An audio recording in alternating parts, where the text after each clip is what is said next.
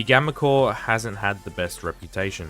Its pinpoint approach to damage is lacking and its mastery fodder at best. What's going on guys, it's Swimsy here, and in today's video we are going over the Incarnon Cyanoid Gamma. This weapon's base variant can either be unlocked by completing the Neptune Junction or by buying it in the market. Additionally, you can purchase the Cyanoid version of the Gamma from Cephalon Suda for 100,000 standing or by trading with players. In this video, I am going to show you the best build that I have created, and we are going to go over the Incarnon choices and test it out in the Simulacrum and Steel Path. Before we get into it, if you did enjoy this video, please consider liking, sharing, and subscribing, as it does help me out and so you never miss any future uploads. With that being said, let's get straight into it. This is the Gamma and you can put the Incarnon Genesis on either the standard Gamma or the Cyanoid Gamma. Now I'm going to show you the build, but keep in mind this weapon isn't one of the greater Incarnon weapons, so I only have one build for you. This is my endgame setup. As you can see right now, it does include a Riven.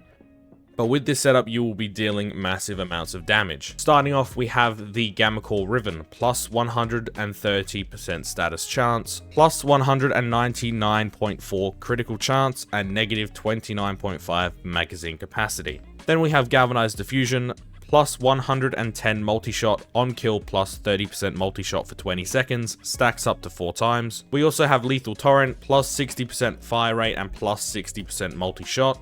We have a rank 1 Pistol Pestilence for plus 30% Toxin, plus 30% status chance. You could former this build once again to include a higher rank of this mod, but I find the lower rank 60/60 mods end up dealing more damage overall.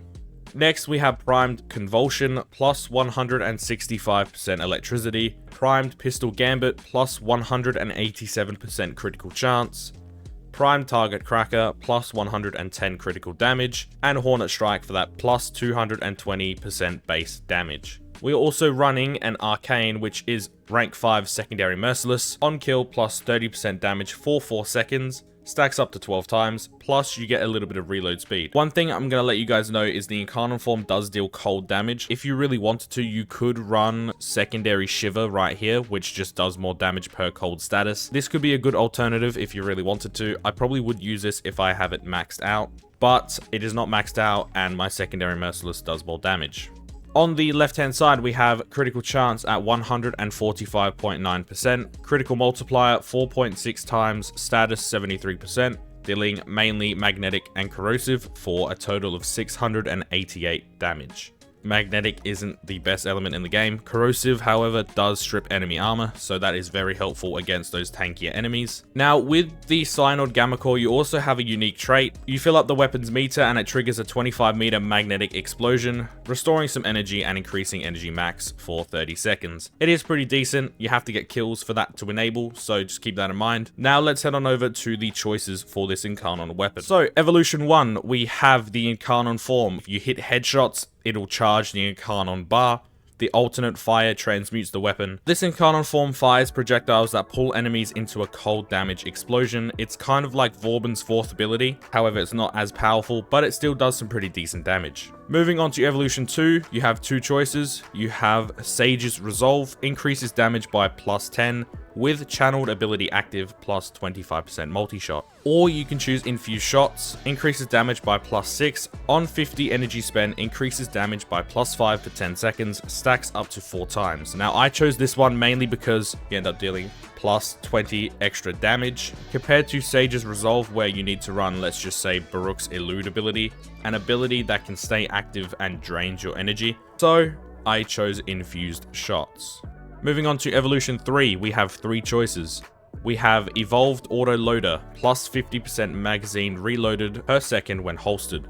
You also have Moonrise Velocity, plus 8 range, or Extended Volley, increases magazine capacity by 40. You could choose either one of these, but I would prefer that range because it does end up helping the weapon out tremendously compared to the extra magazine capacity and magazine reloaded per second when holstered. Finally, Evolution 4, we have 3 choices once again. We have Critical Parallel, increases critical chance by plus 10%, increases critical damage multiplier by 0.2 times. Next, we have Survivor's Edge, increases critical chance and status chance by plus 6%. And finally, Elemental Balance, increases status chance by plus 10%. If you've watched some of my previous videos, I am a big critical chance fan, so I went with Critical Parallel. You could go with either one of these. You could go with the base 6 and 6 or the 10 status chance. With that out of the way, let's head on over to the Simulacrum.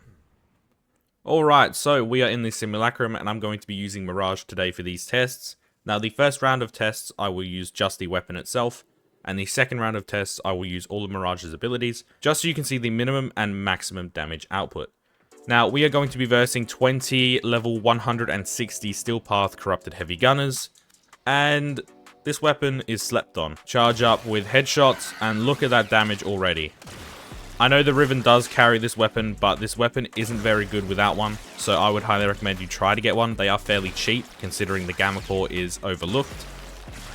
But yeah, this is without any abilities, this is just purely the build, and it is amazing. Look at that. Activating the Incarnon form, you will see all the enemies will get pulled into a singular target, and it does cold damage. You do need to lay a few on. If you did run secondary Shiver for that Arcane, then you could deal a lot more damage during that explosion phase, mainly because it does cold damage, but I chose secondary Merciless because it ended up dealing more damage for me. But there we go. Run primed sure-footed or any way that you don't get knocked over, because this is the biggest problem with the weapon. Alright, so we're going to start this again, and I'm going to use all of Mirage's abilities. Now, this is a pinpoint accuracy weapon, so the clones aren't going to deal a lot of damage, considering if you can see, the points in the Gamma Core are actually aiming away from the enemy. They are aiming in the gaps, so if you really wanted to, you could aim like this. It's just a fun little gimmick. But this is what the Incarnon form with Mirage does. You shoot even more projectiles. The Incarnon form is really good for Mirage. And there we go. Doing some radiation in there from my Smite ability. We'll go one more time just so I can show you. But overall, I think this weapon is slept on. I think this weapon could be really good depending on the type of build you're going with. Magnetic isn't the strongest element, so I would choose something like Corrosive. Viral doesn't really help because the Gamma Core doesn't actually provide any slash damage, so I would stay away from Viral for this weapon. Corrosive, however, is pretty decent. Activate this again.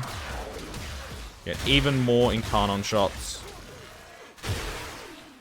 It's kind of nice to have this weapon as like a grouping weapon. So you could shoot them like this and then use your main weapon or melee weapon even, and you could deal a ton of damage. It's got some good synergy with melee weapons. Let's head on over to the Steel Path, and I'm going to show you how this weapon works in a real mission. Alrighty, so we are currently on Mott in the Void, Steel Path survival level 140 to 145, and yeah, this weapon is pretty decent.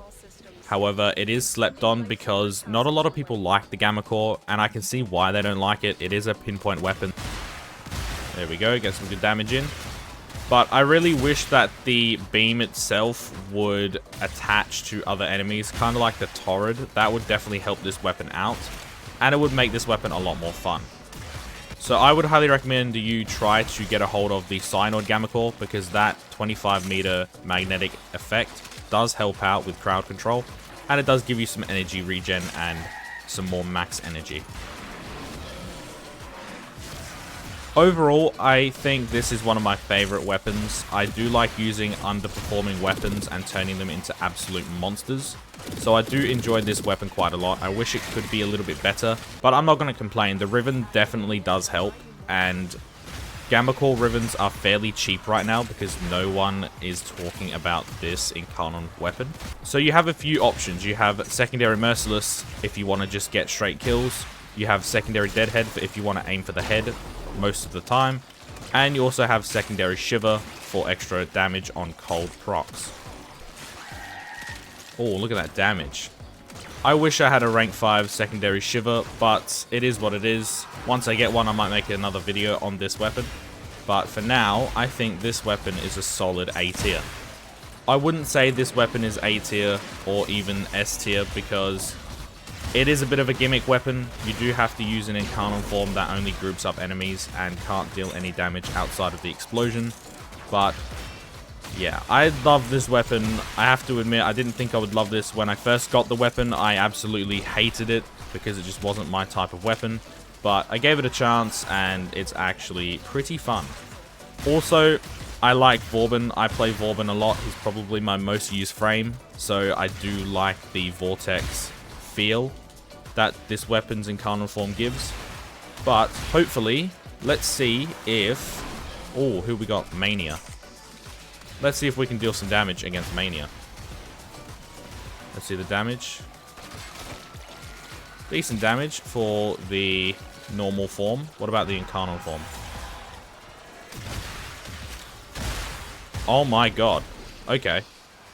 So yeah, this weapon is pretty good if you can get a build like I have shown in the video. Apart from that, thank you all so much for watching. Thank you for supporting the channel. Please let me know down below any comments or any suggestions you have for these videos. I hope you've been enjoying them. Also, let me know anything I can improve on. It's been Swim, guys. Later. Damn, that damage. Even Eximus don't stand a chance. Look at that.